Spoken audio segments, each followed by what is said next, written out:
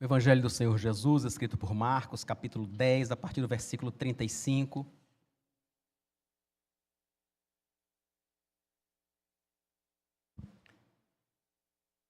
Marcos 10, 35.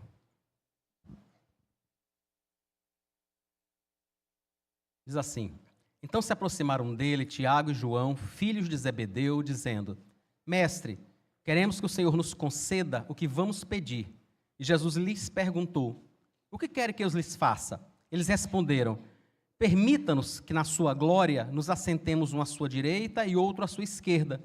Mas Jesus lhes disse: Vocês não sabem o que estão pedindo. Será que podem beber o cálice que eu bebo, ou receber o batismo com que eu sou batizado? Eles responderam: Podemos.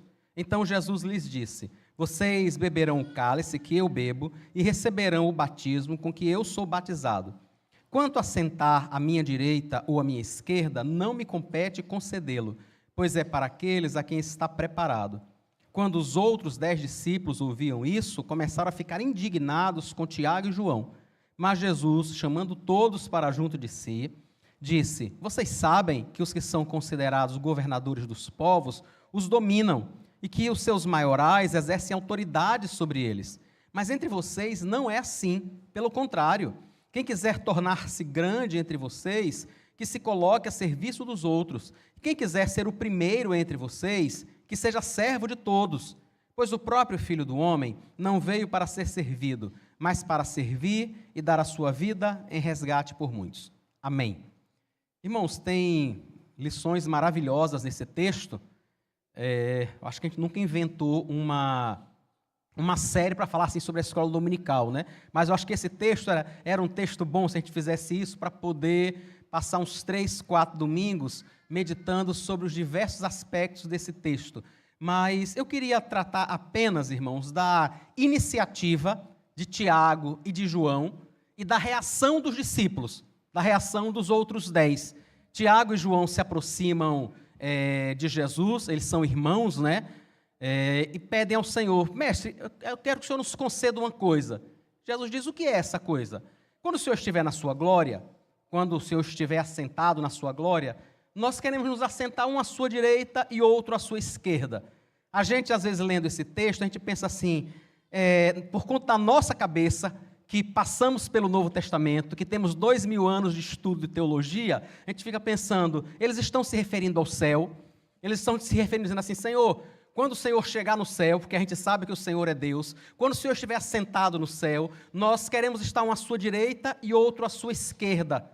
Não dá exatamente para saber isso, irmãos. Uma coisa que é muito interessante quando nós estivermos lendo a Bíblia é lembrar que os irmãos do Novo Testamento não tinham a clareza que eu e você temos. Dá para entender isso, como isso é interessante. Algumas vezes nós lemos personagens bíblicos se pronunciando e a gente diz assim: mas será que ele estava falando disso? Só que esse determinado conceito ao qual nós estamos pensando é algo que foi desenvolvido muito tempo depois. Ainda não era claro para ele como é claro para a gente.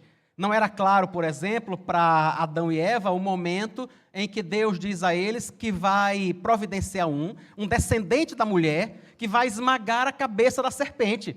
Dá para imaginar se Adão e Eva ficaram pensando assim: então ele vai mandar um salvador.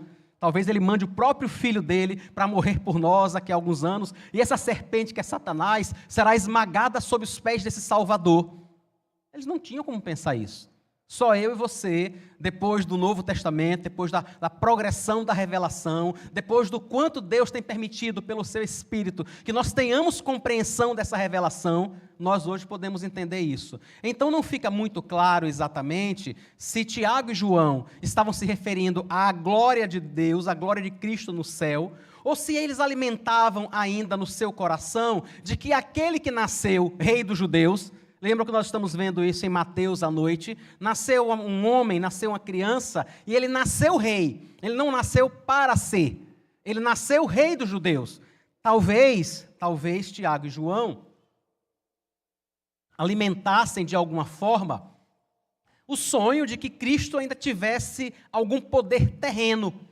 Mas se era um poder terreno ao qual eles se referiam, ou se era a glória no céu, o negócio é: nós queremos destaque. nós queremos estar ao lado do Senhor. Nós queremos estar um à sua direita e outro à sua esquerda. Isso representava naquela época, irmãos, as pessoas mais próximas, né? Hoje nós ainda usamos essa expressão, né? Nós dizemos fulano é o braço direito de cicrano. Ou algumas vezes a gente diz, rapaz, se fulano sair da igreja, vai me cortar os dois braços. Se fulano sair da empresa, vai deixar a gente manco. Não é uma expressão que a gente usa. Então, essa ideia de estar à direita e à esquerda se refere exatamente a isso. A autoridade, a poder, a relevância, a importância. Era isso que eles estavam falando. Não dá para a gente dizer que eles queriam apenas isso. Algumas pessoas olhando para esse texto dizem assim, está vendo que o que eles queriam era apenas a glória? Irmãos, não dá para dizer. Não dá para dizer que o que eles queriam era apenas a glória do cargo, que eles queriam apenas a autoridade e não o serviço, e não as responsabilidades. Isso não dá para dizer. Dá para dizer apenas, que é o que diz o texto, dá para dizer que eles queriam ter uma posição de autoridade. E procuraram Jesus para dizer, nós queremos. No momento em que o Senhor for uma autoridade grande, no momento que o Senhor for uma verdadeira autoridade, nós queremos ser também. Nós queremos estar com o Senhor nessa posição de autoridade. Se eles estavam dispostos a passar, a enfrentar as dificuldades do cargo, talvez aquilo que Cristo diz a eles e o modo como eles respondem fale um pouco mais para a gente, né? Jesus diz a eles aqui no versículo 38, vocês não sabem o que estão pedindo. Será que podem beber o cálice que eu bebo ou receber o batismo com que sou batizado? Jesus estava dizendo a eles o seguinte, olha, eu vou ter autoridade, isso vai acontecer mesmo, eu vou ter autoridade, eu vou me assentar na glória, mas antes disso, eu vou beber um cálice muito difícil, eu vou passar momentos de grande provação, de grande sofrimento. A ideia de cálice, irmão, na Escritura, refere-se a uma situação que existe, que acontece por causa do momento em que você está vivendo. A pessoa, por exemplo, no Salmo 16, versículo 5, o salmista diz assim, o Senhor é a porção da minha herança, e o meu cálice, tu sustentas a minha sorte. Ou seja, o Senhor como cálice é aquele de onde eu posso usufruir coisas boas. É de onde vai emanar aquilo que eu espero que seja bom para a minha vida.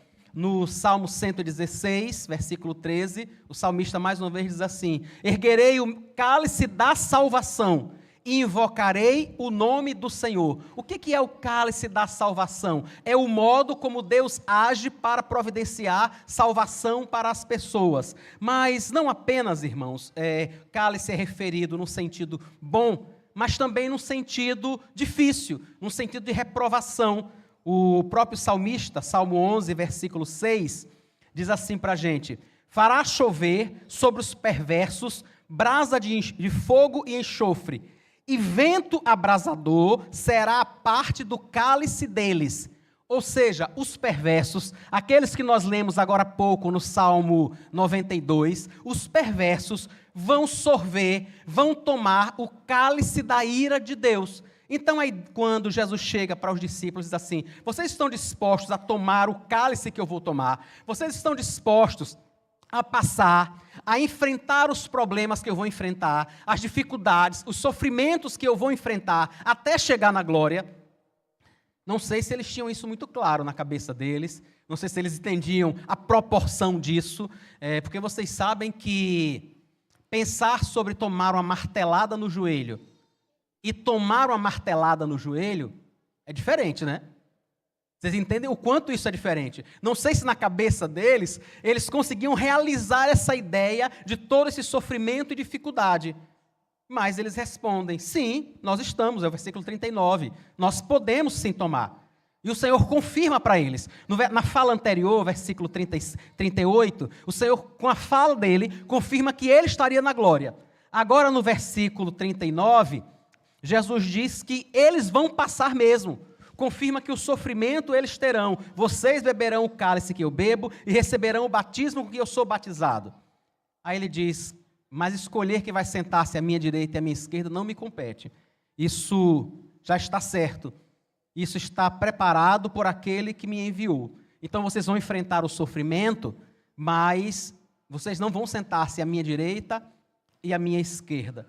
Como nós conhecemos a história muito mais do que Tiago e João, nós sabemos o quanto eles foram exaltados no decorrer da história da igreja.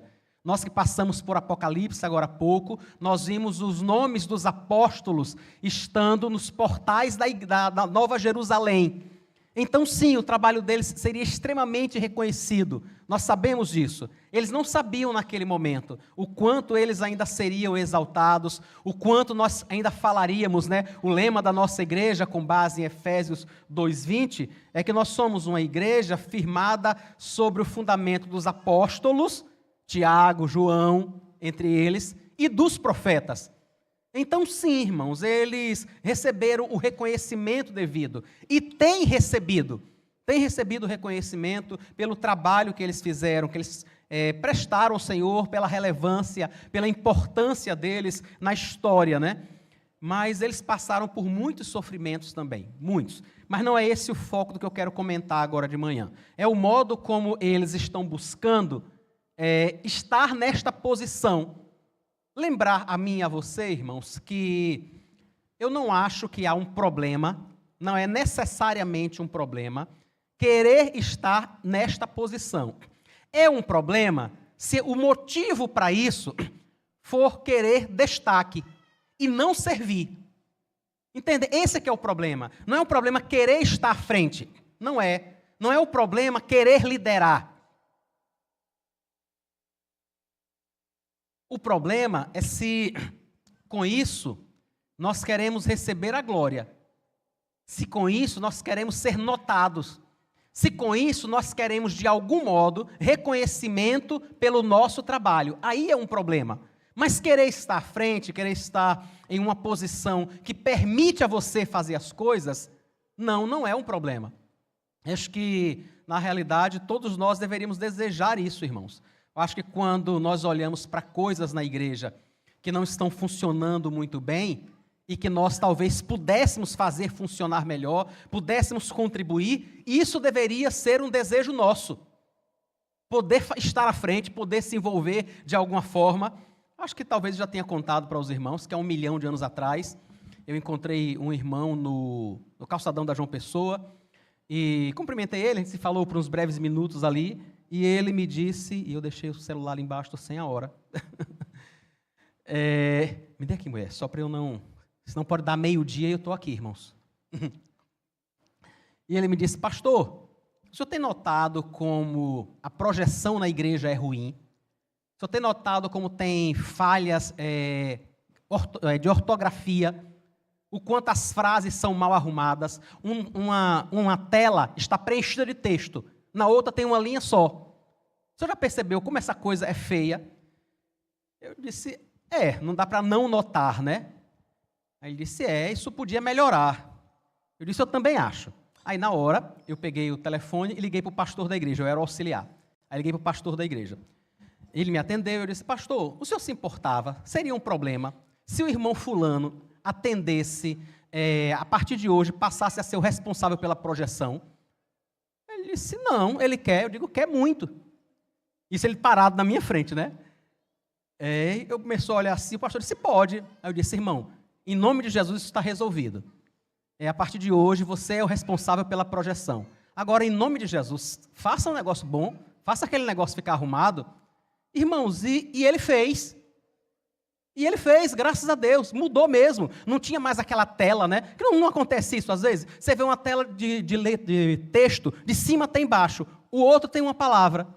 Ele diz, por quê? Se estivesse seguindo a sequência da música, é normal. Mas às vezes não é. Às vezes é só alguém que pegou da internet e foi arrumando assim e não teve o cuidado de dizer assim, deixa eu ir cantando para ver como é que as pessoas cantam. E ir colocando as porções como elas são cantadas. E ele fez isso. Entende que desejar estar à frente não é algo ruim, em especial se você tem realmente o que oferecer, se você pode fazer melhor, se você pode fazer com que aquilo seja um serviço a Deus de uma melhor forma. Então não é realmente um problema. Os outros 10 acabam se indignando um pouco com isso, acabam se chateando. Mas como é? Como é que vocês têm a petulância de pedir para se assentar à direita dele e à esquerda? Não sei se vocês estão lembrados, mas só existe uma direita e uma esquerda. Nós somos 12. Aí um de vocês se senta à direita e a gente? E a gente fica onde? Me diga aí, onde é que nós vamos ficar? E mais uma vez, irmãos, a gente volta a pensar, por que esse desejo? O que é que motiva querer dizer assim, e nós, aonde vamos estar? Aonde é que nós estaremos? O Senhor Jesus, então, esclarece para eles e para nós hoje o que é que nós realmente precisamos fazer, o modo como nós precisamos entender esse serviço ao Senhor, né? E aí ele diz no versículo 42, Jesus chamando todos para junto de si, e só esse versículo 42, irmãos, é sério, eu acho que talvez já desse uma meditação bastante longa, apenas o versículo 42, a atitude do nosso Salvador, a atitude de Cristo, vendo os discípulos se desorientarem, vendo os discípulos precisando de instrução, chama todos a si. Ele não fica se pensando, vamos deixar como é que está, para ver como é que vai ficar. Ele não faz isso. Eles estão se desentendendo, eles precisam de orientação, eles estão em dúvida. A primeira coisa que ele faz é, não, venha cá, senta aqui, vamos conversar. É a primeira coisa que ele faz. E aí ele esclarece. Vocês sabem que os que são considerados governadores dos povos os dominam e que seus maiorais exercem autoridade sobre eles. Ele está falando de algo ruim. Ele está dizendo que essa dominação e essa autoridade, no versículo 42, não é feita de uma boa forma. Por que nós sabemos disso? Se a gente tivesse, irmãos, apenas essa parte do versículo 42, não daria para a gente saber que esse domínio e essa autoridade é algo ruim. Nós só podemos saber disso por causa do versículo 43, porque ele diz, entre vocês não é assim. Entende que ele está fazendo uma crítica ao domínio e à autoridade dos governadores do versículo 42? Por que ele está fazendo uma crítica? Porque no versículo 43, ele está dizendo, entre vocês que são crentes, entre vocês que são membros da EPJO, não é assim. Não é assim que funciona. Entre vocês, pelo contrário, diz ele, né? Quem quiser tornar-se grande entre vocês, que se coloque a serviço dos outros. E quem quiser ser o primeiro entre vocês, que seja servo de todos. Ele não está dizendo, irmãos, que é ruim querer ser grande. Percebem que ele está dizendo assim, você quer ser grande? Se coloque a serviço. Você quer realmente ter reconhecimento? Você quer realmente contribuir? Você quer realmente ser alguém que abençoou, que deixou uma marca, né? A gente de vez em quando ouve alguma pessoa pública, ou uma outra pessoa qualquer, dizendo assim, eu não queria deixar esse mundo, sair deste mundo sem deixar a minha marca. Ou coisa parecida, né? Se eu e você queremos, de alguma forma, deixar uma marca, que seja a de alguém que sempre se colocou a serviço dos outros. Entenda, irmãos? Porque foi isso que Cristo fez, se colocar a serviço dos outros. À medida que eu e você, irmãos, nos colocamos a serviço dos outros, ainda que não seja buscando a grandeza, nós nos tornamos assim. Os irmãos sabem, há pessoas na nossa igreja que, se não estivessem aqui, nós íamos penar muito, irmãos. Eu sei que Deus iria levantar outras, eu não tenho dúvida disso, que Deus iria suprir. Mas mesmo assim, nós iríamos penar até isso acontecer. Entendem? Há pessoas que, na função que estão realizando, naquilo que estão fazendo, são muito importantes para a igreja mesmo. São mesmo. Se elas disserem assim, pastor, eu vou morar em outro estado, eu vou congregar em outra igreja. Eu vou dizer com aquele sorrisinho amarelo, irmão, que bom, né? Que bom que você vai para outro lugar. Mas eu sei a falta que vai fazer. Eu sei que durante um tempo vai haver problemas na igreja, vai haver solução de continuidade, alguma coisa vai parar de ser feita. Entendem? Por que é que essas pessoas têm essa importância? Porque servem.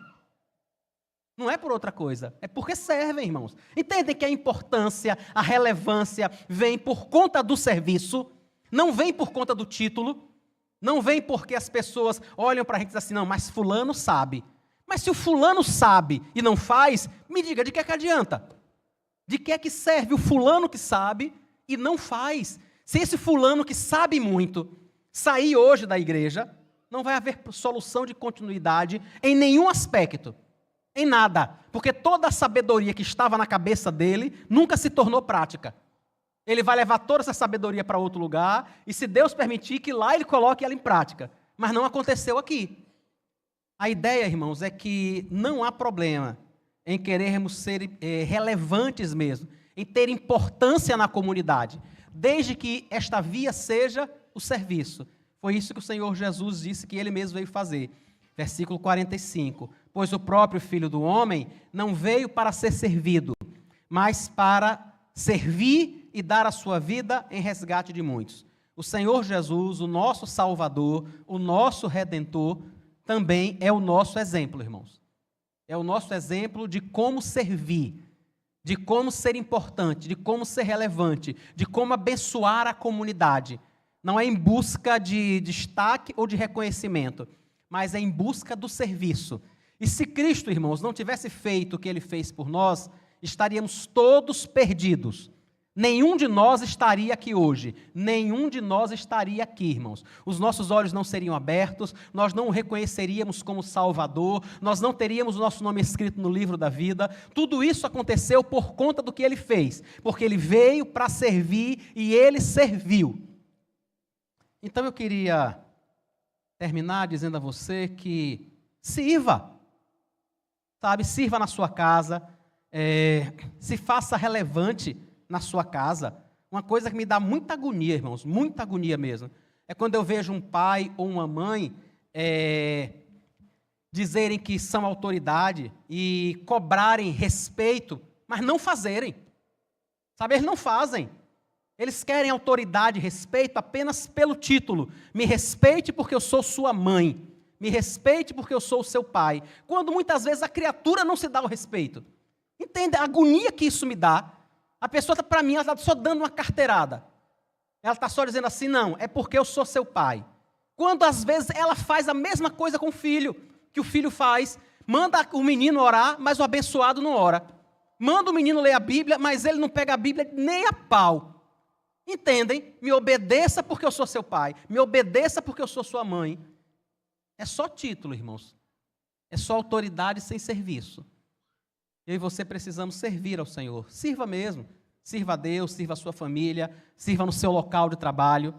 Se você quiser ser relevante no seu local de trabalho, sirva.